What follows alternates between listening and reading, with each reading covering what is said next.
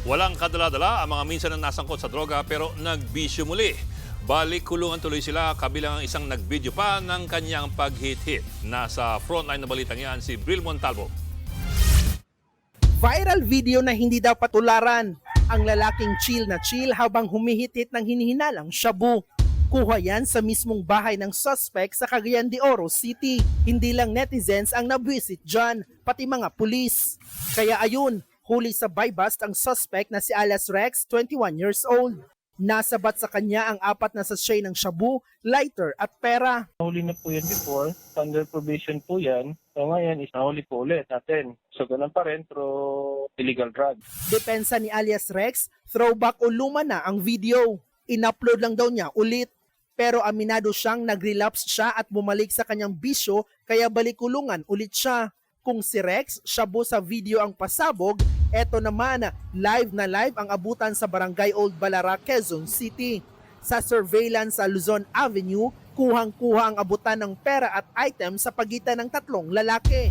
Yun pala, buy bust operation na. Nahuli ang 36 years old na courier ng droga.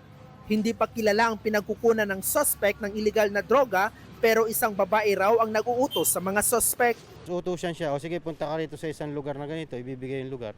Meet up mo si ganito na tao, mag-usap na kayong dalawa, iabot mo yung order niya. Pinaghahanap na ang naturang babae. Nasabat mula sa suspect ang 125 gramo ng shabu. Halos 850,000 pesos ang halaga. Ayon sa pulis, dati na ring nakakulong sa Zamboanga ang lalaki dahil din sa droga. Ano lang sir, dahil sa konting pangangailangan. Financial ko lang. Pero kahit paanong dahilan, ang batas ay batas. Kaya naman, balikulungan ang suspect at sasampahan ng kasong paglabag sa Dangerous Drugs Act.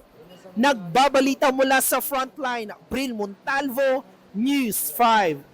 Mga kapatid, Ed Lingaw po, maging maalam at may pakialam sa mga napapanahong balita sa ating bansa.